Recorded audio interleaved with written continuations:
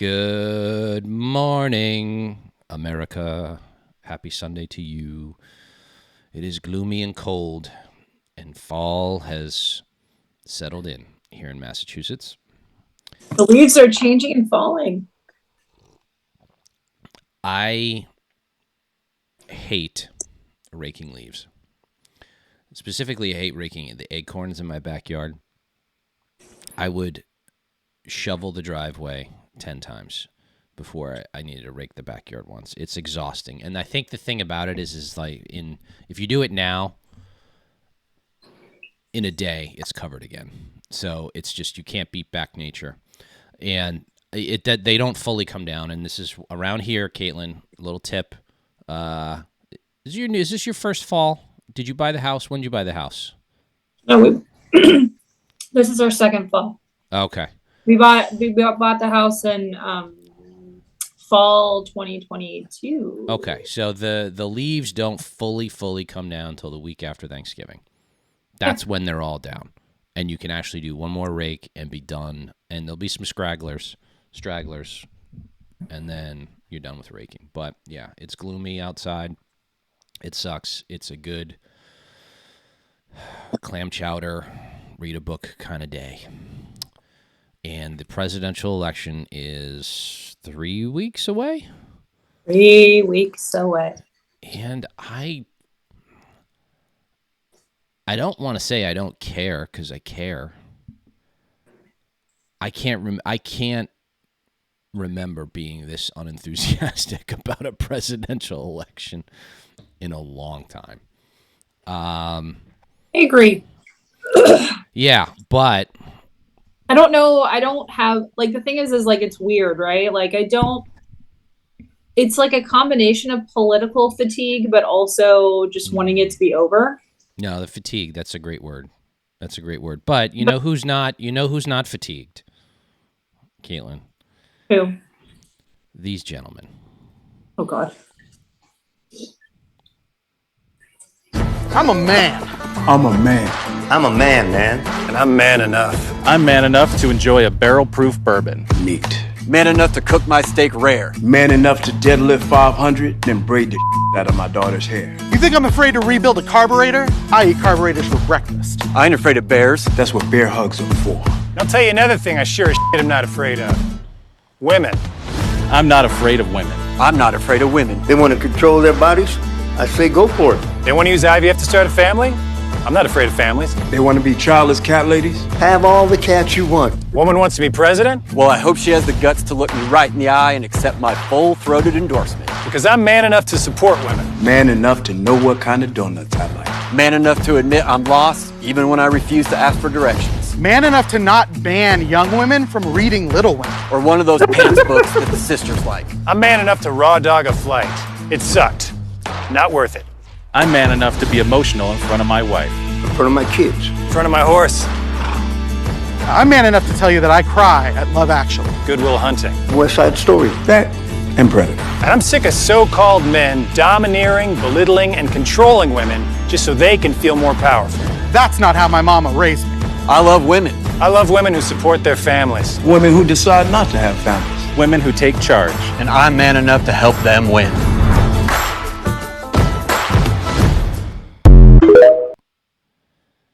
Holy fuck.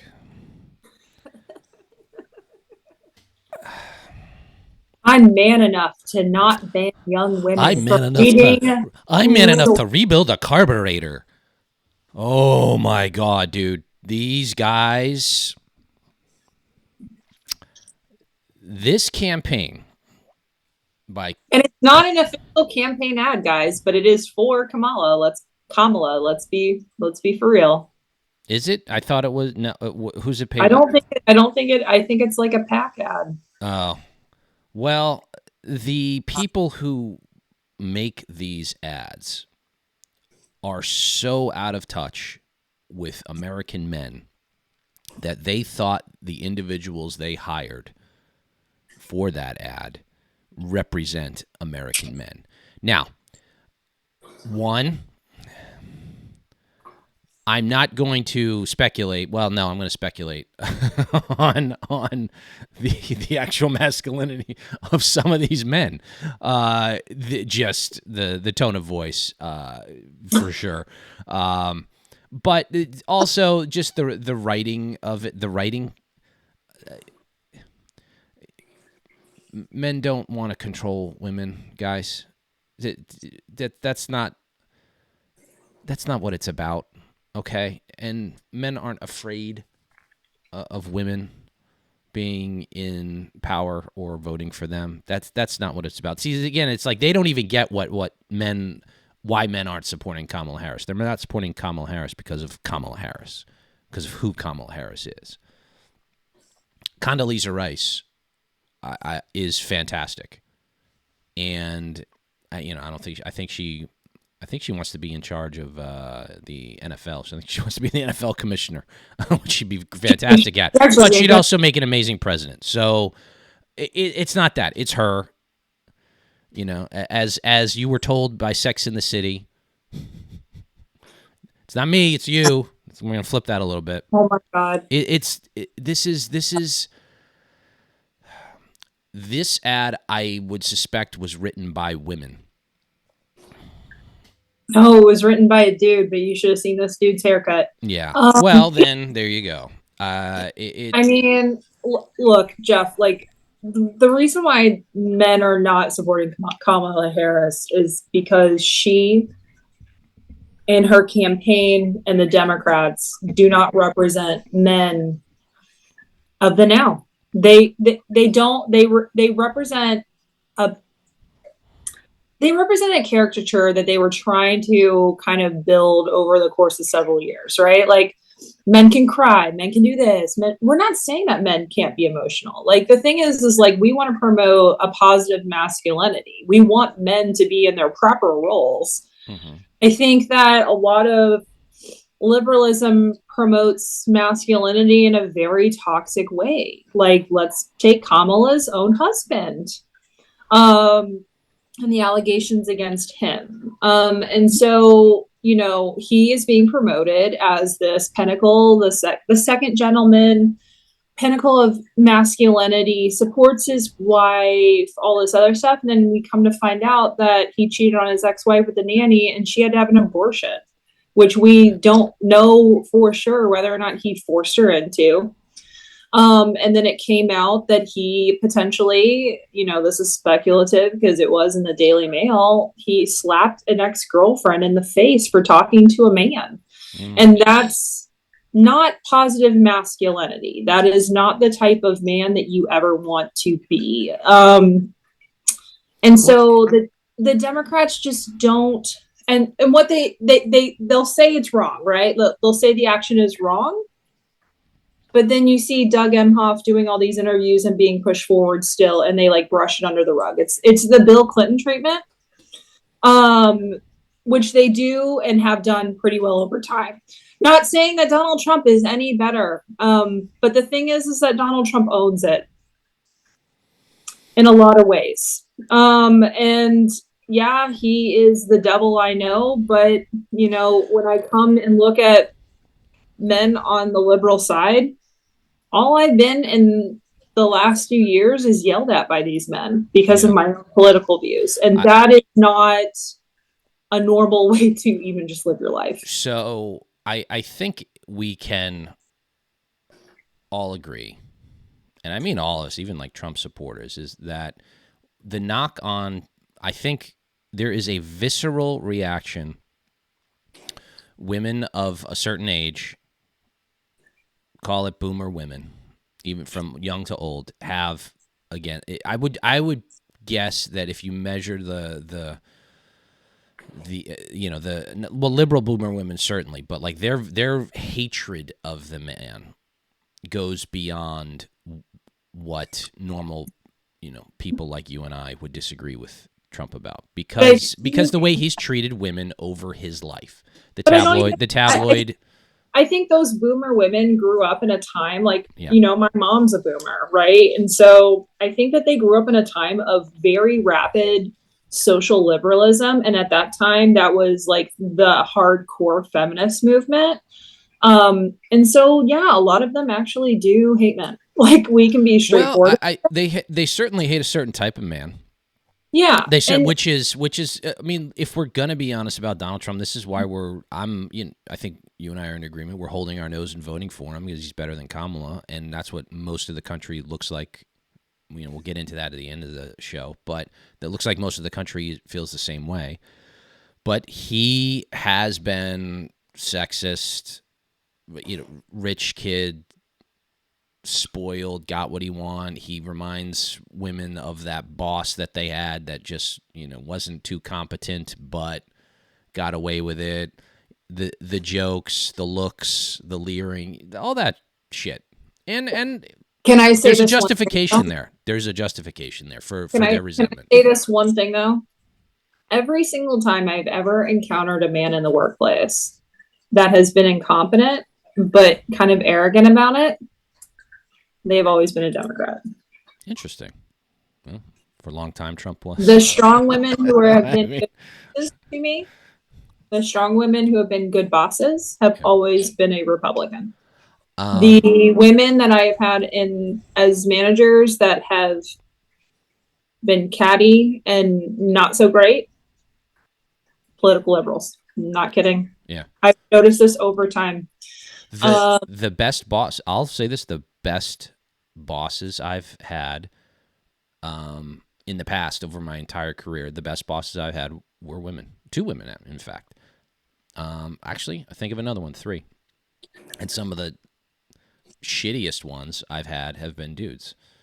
And it's just, you know, you have a long career. I've been had a career coming up on, I guess, over 25 years. So you go through a lot of that, but certainly. So what I dislike about this ad is it's, again, with liberalism, they just can't help themselves from lying. It's based on a false premise. I almost want to rewind it here, if you'll bear with me. I just can I go through this and just go through some of the things that I think that here. Let's go with this. Hang on. Carburetors for breakfast. I ain't afraid of bears. That's what bear hugs are for. I'll tell you another thing I sure as shit am not afraid of. Women. I'm not afraid of women. Okay. I don't. That's like false premise number 1. I just don't understand the stereotype. And again, Jeff, I've lived in a red state and I've lived in a blue state. Okay, like I've lived in both places, and I spent summers in southwestern Louisiana. I have never encountered the hardcore caricature of women being subservient to men at all. I mean, I've encountered a lot of ironies in both places. Like here is. It's not the same as the South, but strong women in the South, you don't mess with them.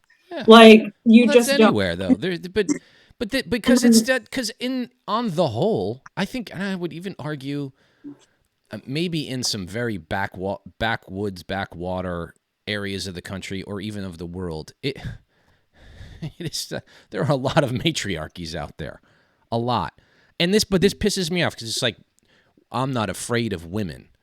It's like, what the fuck are you even talking about? Men aren't generally afraid of women. That is not, you're putting an ad together for Kamala as if we're afraid of Kamala because she's a woman. And it puts forward the idea because it's just you're blaming sexism for her shitty performance and campaign. And you shouldn't. Because it's like... if we want to get into some sexist stuff here, it's like, remember that? Well, did you ever see the Jack Nicholson movie where he's a writer? And Greg Kinnear came out probably when you were a youngster. Is this the one where Diane Keaton's in it? No, Helen Hunt. Oh, As Good as It Gets. As Good as It Gets. Did you see As Good as It Gets? Yeah, I mean, I like watching movies, Jeff. Because I was a child when it came out doesn't mean I can watch it later. No, right. Well, there's a scene and where a fan of Jack Nicholson's comes. Isn't that the one where Helen Hunt won an Oscar? Maybe, yeah.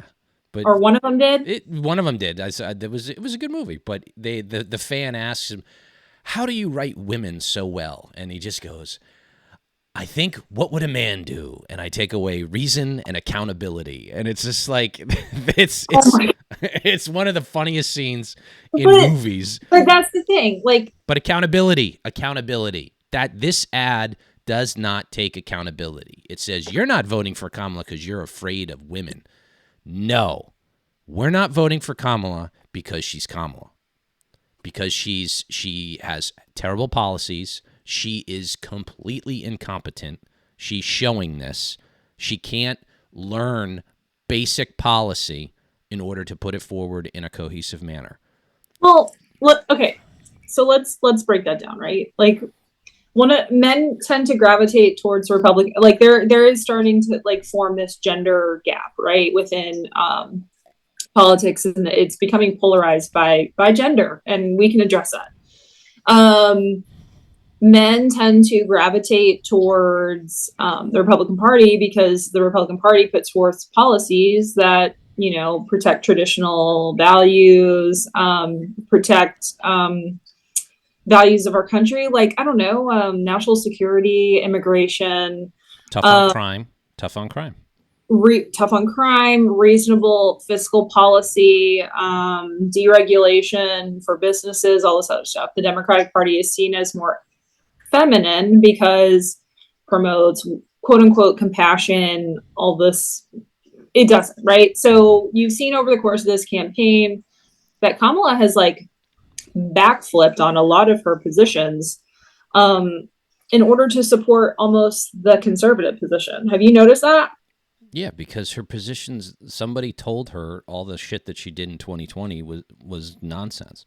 Well, it was, but to the point, it's that she's trying to bridge that gender gap by saying, oh, well, I actually don't support healthcare for illegal immigrants and all this other stuff. Like, I actually support strong border security. Like, we know that she doesn't.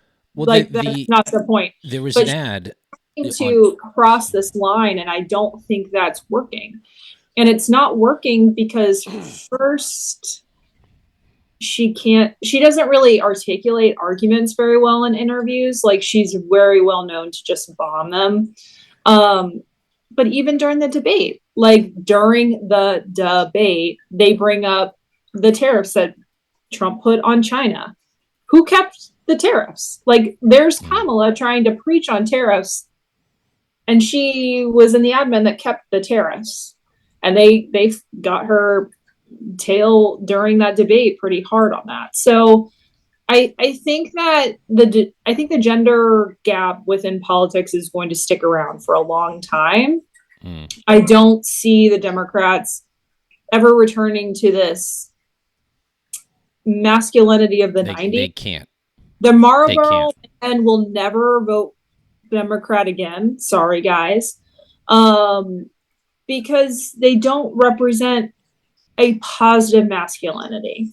And that's been true since the 90s. So I'm going to flip back to something else here. Because you said something. This is representative of what today's Democratic Party is right here. Let me play this. Kamala supports taxpayer-funded sex changes for prisoners. Surgery. For prisoners. For prisoners.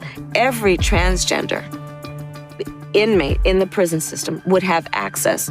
It's hard to believe, but it's true. Even the liberal media was shocked Kamala supports taxpayer-funded sex changes for prisoners and illegal aliens. Every transgender inmate would have access. Kamala's for they, them. President Trump is for you. I'm Donald J. Trump, and I approve this message. That was a good ad. It was a great ad, and it ran all during the baseball playoffs.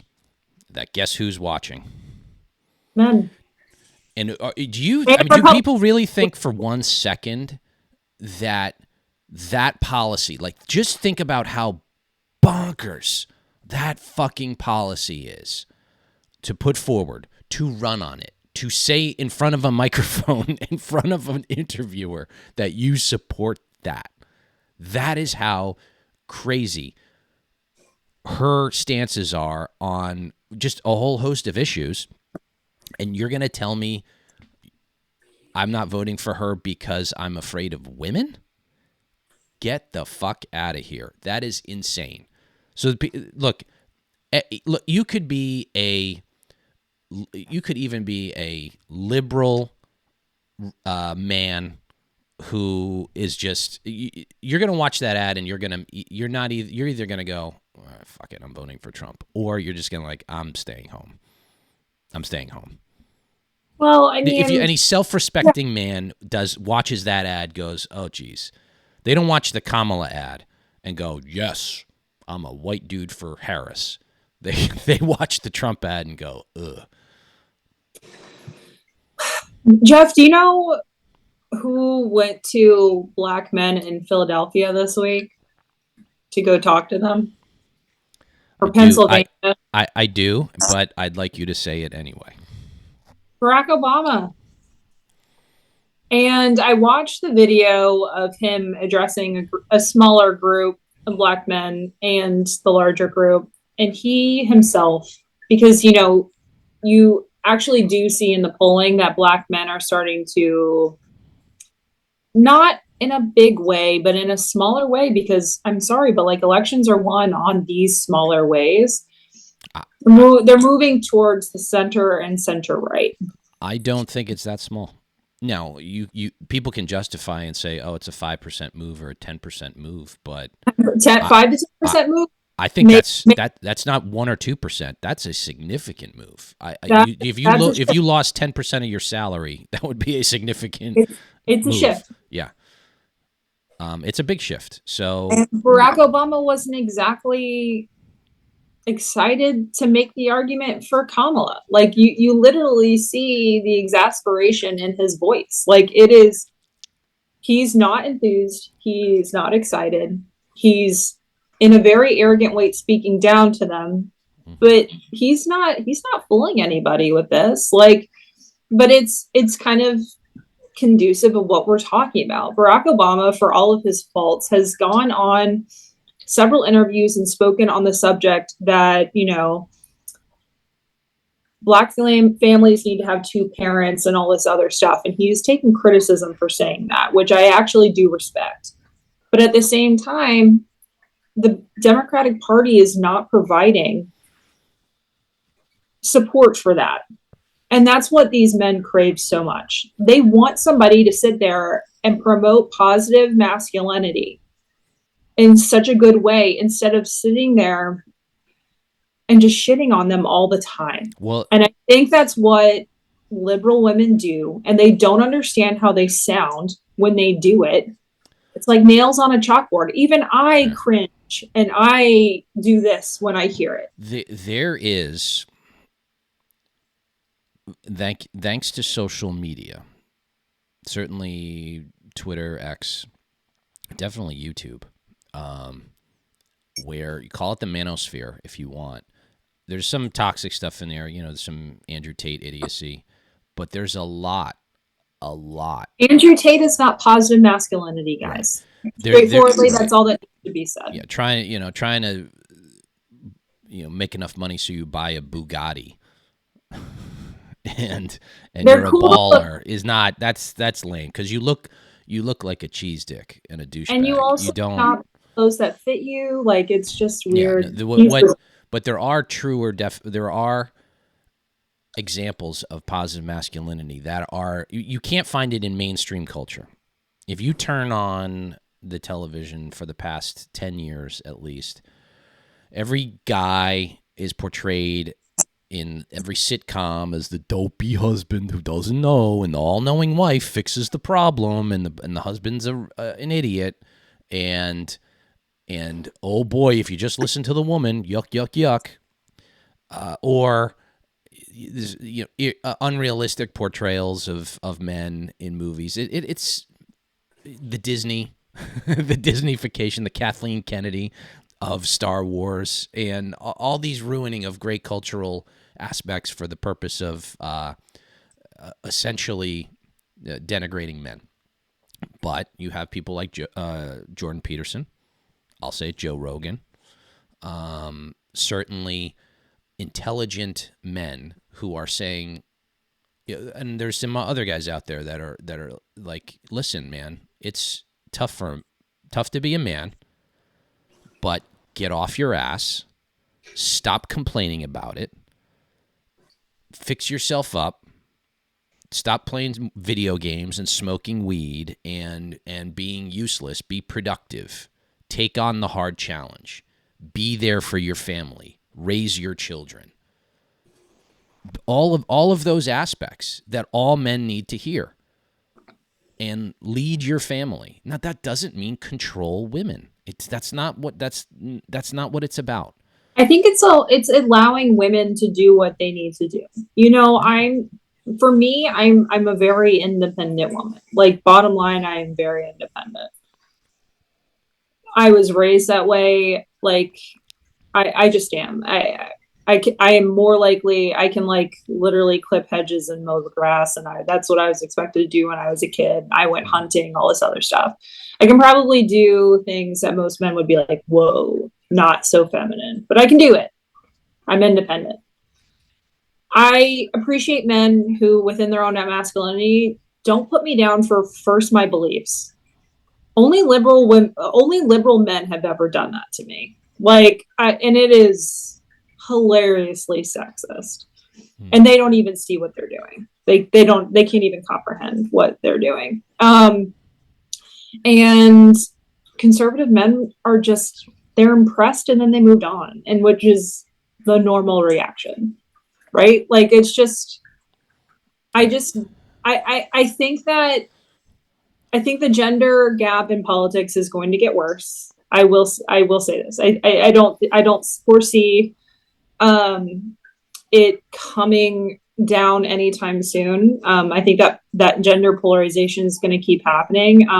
But if Dems keep pushing that, then what do you expect? Men are they want to run to somebody who agrees, because they feel that this is their natural inclination as men, and they're not wrong.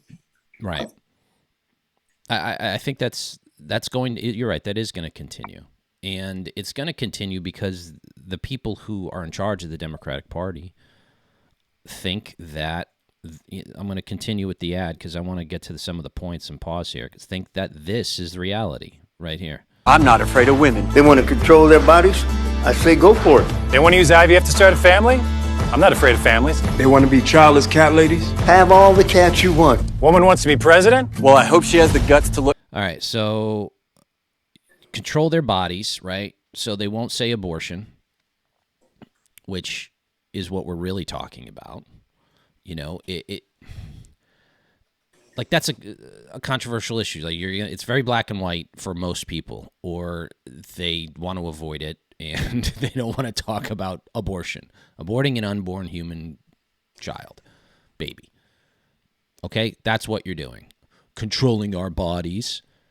It's like, okay, well, that's the euphemism that the Democratic Party is fully engaged in, and I get it, because you don't want to say the other thing, because the other thing reminds people of what the thing is.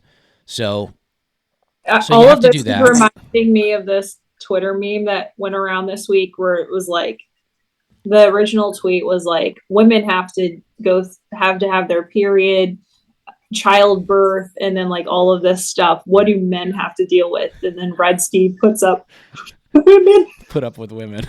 It was hilarious. Do you remember like that? I was just like, while you were talking, I was just thinking about that Twitter meme. Yeah. Well, it's very fun. I mean, that's a good one, but I mean, look, men don't want to. It's not. That's not. Stop. But it's just, again, it's a lie. It's a false premise. It's not honest. It's not an honest representation of what the disagreement is. And this is what the Democratic Party has to do about everything. They can't be honest about what their position is, because as soon as they are, they lose the argument for everything. So they just lie. And and like, I get it. I get why they're lying. But this is why platforms like we're broadcasting live on X right now are so important. Because this is why free speech, we are already winning. Now, maybe it's not taking shape in electoral politics exactly like we want, but we are winning the argument. This is why they want to shut down free speech. This is why they call everything misinformation. Everything they disagree with is misinformation. They're full of shit. I can guarantee you, if you polled Republicans, 95+% would say, yeah, I have no problem with IVF. Because you're always going to get fringes that on the upper ends of those. I can't think of one person I would know that had a really principled, logical argument against IVF. None. But they literally took Project 2025. I think maybe I still lied about what was the content in there, and then it becomes this thing. Republicans want to ban IVF. It's like, what? I have no idea. Or was it some Supreme Court decision in Louisiana or something like that, where it was like they just totally twisted the actual issue and said, "Oh, Republicans want to ban IVF." It's like, I mean, again, lying. I mean, my thing is that I think this entire conversation can be exemplified with Tim Waltz going hunting yesterday, bringing a camera crew to go hunt pheasant hunting, right. Which sometimes you do in groups. Like I've gone dove hunting before in a group when I was a kid, and then he had trouble loading his gun. And did you know that he's a knucklehead, Jeff? Yeah, he's a knucklehead. He's also from Nebraska. When I saw the video of that, I don't think that I have laughed as hard. I actually did chuckle where I was at, and just, like, it just, you brought a camera crew to show off your masculinity. You are going hunting with a gun, and then he has trouble loading it. And I was just like, this is what the Democratic Party is. Like, this is who they are. And up and down, backwards and forwards. This is just when you hear an ad that said "man enough to not ban young women from reading Little Women," I lost it during that. Like, I lost it. First of all, you're not banning the book Little Women by Louisa May Alcott for anything. And second of all, because I read it as a kid, my dad is a hunter. Like, give me a break. My dad's like manly man, 6'5", former 400 IMer in swimming. Like, that's the hardest event. Like, give me a break. Like, he's not banning me from doing anything. He is the reason why I am the independent woman I am today, because he allowed me to be that. And I think that positive girl dads, I will say this, shout out to Swifty and Normality. You're always on that groove. It's a good thing. The normal right, the positive masculinity. That's what we want to promote. Yeah. Compared to women who get upset over being told that they own cats and are single, yet they are. Well, that brings up, I mean, look, if you want to choose to be a single cat lady, this is America. Do whatever you want. But there is the very real issue in society, and I put a more than 0% blame, a significant amount of blame on shows like the one that comes to mind, and you know what I'm going to say, is Sex and the City. Oh my God. But shows like that exemplified the attitude in the culture that I actually, never settle down for a man. Like, I'm going to wait for the perfect man, and the perfect man is out there, and he's going to be... I actually think Girls from HBO exemplified this more so for this generation of millennials. That's a good one. I mean, I liked it. I watched Girls. It's by Leah Dunham. She's a hot mess express, to say the least. I think that exemplifies the millennial female character more so than Sex and the City. Definitely for, okay, but millennials are just now. Millennials it would not be PC, FYI. But the difference being is, like, so Gen X for Sex and the City, Girls for millennials, but they're good representations of what sort of did not happen decades ago. You got married, okay, you settled down, you had a family, and I think I got married the year that Girls came out. Interesting. Yeah. But you live a different life if on every Tuesday night you're going out with the girls and getting, wine bar, sushi, and you go and you're traveling all the time and you're filling your life with all this material stuff. It's like, okay, it's cool. Looks like fun, but it's not fulfilling. And I mean, my shoe closet is very fulfilling, but at the same time, but I'm being not married, trying to break down the barriers of masculinity and put femininity in an oppositional way to that, or trying to subvert like literal cultural norms. Like the thing is that, we need to promote men in our society in a more positive way, where yes, that traditional, like, you want to be the girl dad, you want to be the breadwinner in your family, awesome. Sometimes women are, and that's okay too.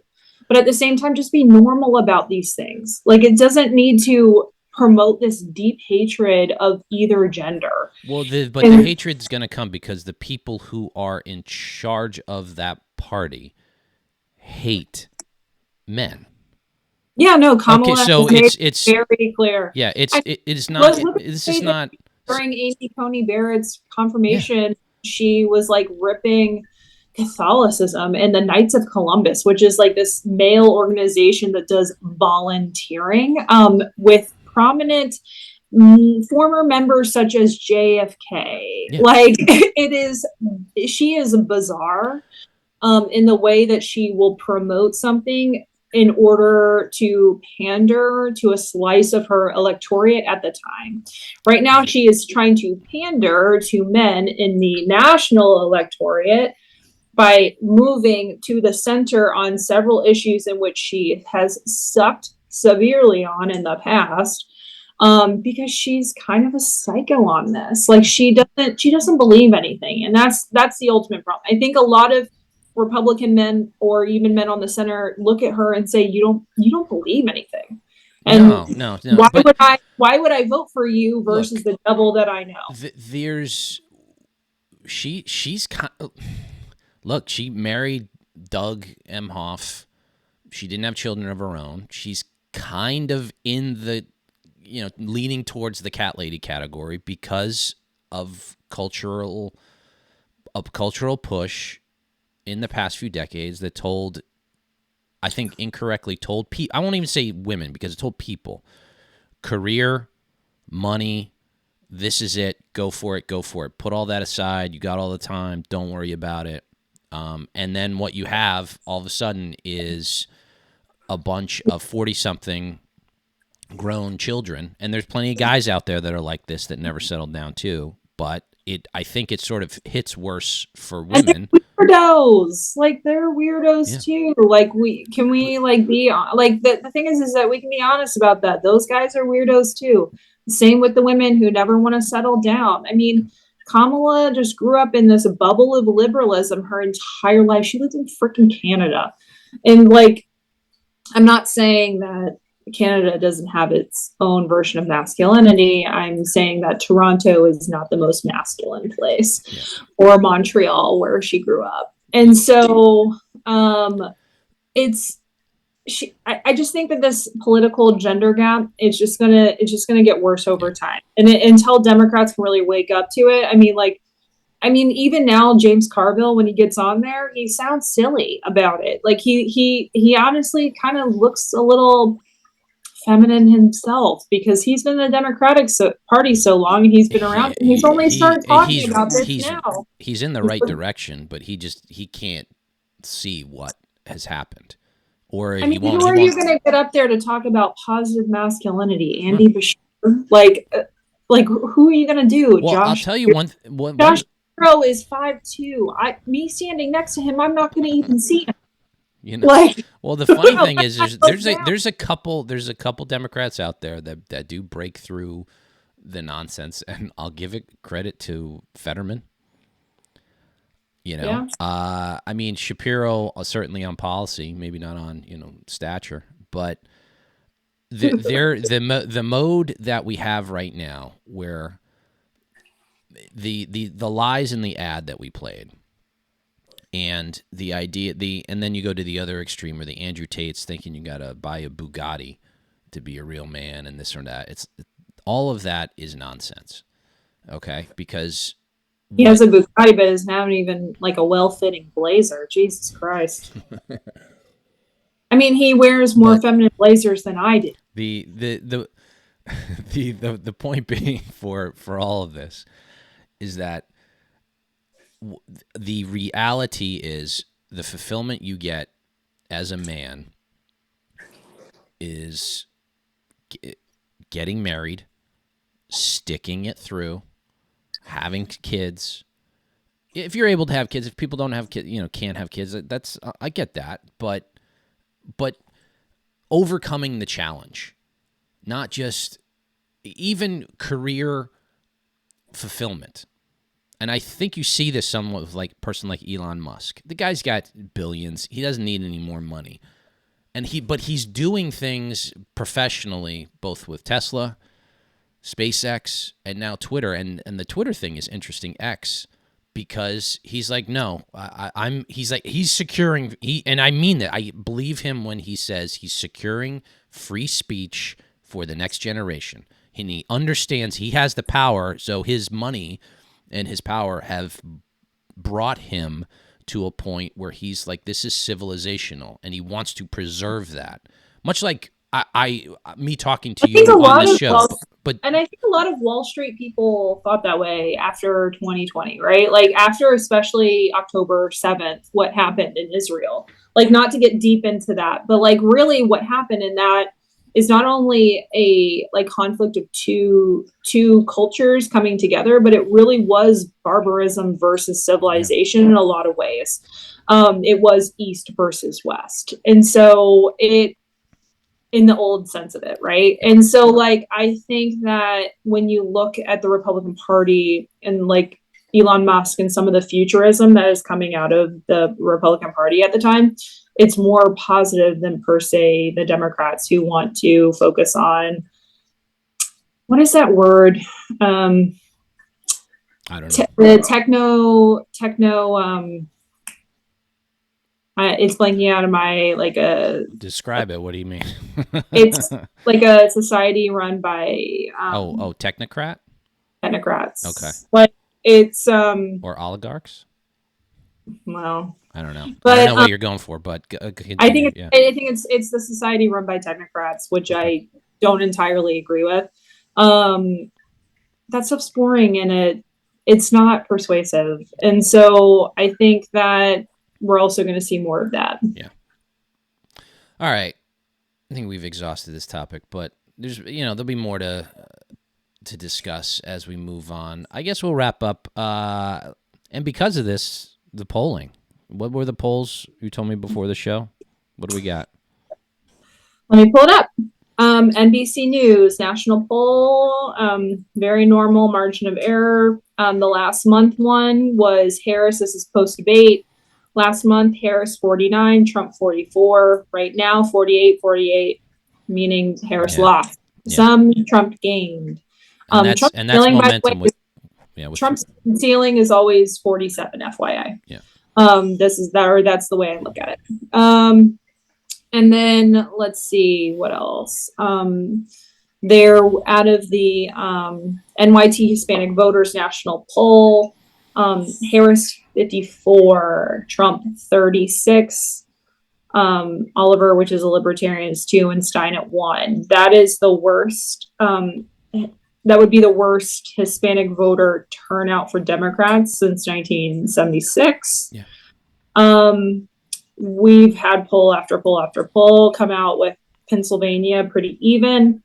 And the polls right now are showing that toss-up that I was talking about earlier, and I think the vibe has shifted. I think she's going to lose.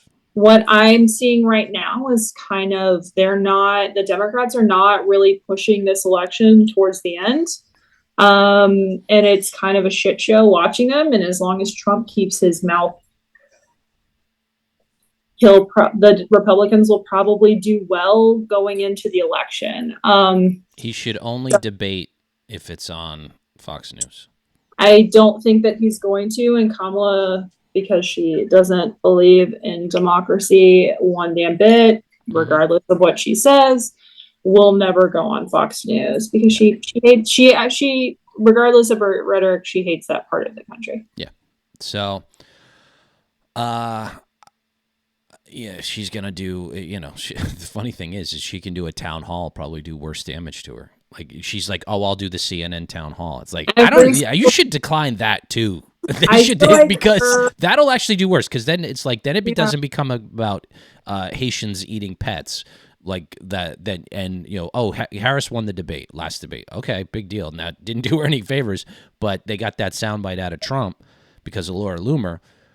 Now with the CNN town hall, like, who knows what she's going to say? And there's no Trump soundbite to counter the programming. So it's like, it's actually better if she goes just and does a town hall on her own. And Trump was right to decline 60 Minutes. And if they were right to decline 60 Minutes, because the kind of scandal that's going along with that is that they were like editing it or something for like the commercials with her answers, which is not great. But I mean, is anyone surprised that my biggest thing when she was talking about Iran, and I was just like, excuse me, if I remember right, when Trump took out Soleimani, you were personally like, Soleimani was a terrorist, but Trump's action made the world more dangerous, blah, blah. It's like, and now they're like trying to kill him, and Kamala is like keeping her mouth shut. Yeah, she's despicable. All right. Head on over to patreon.com/RhinoPod, only $1 a month. Come on, do it. For extra content over there. We appreciate all your support. We appreciate you tuning in as always. And well, we'll try to get back to you soon and talk to you about what's going on. Always, I say these things like I'd love to do a live, like not event, but I would love to do a live event, but like election night, we go to a bar and watch the results or something like that, and do a live broadcast, live stream. Anyway, maybe if I can get an idea of where to do that, I might do that in 3 weeks. Anyway, all right, that's it. Anything else? No. Okay.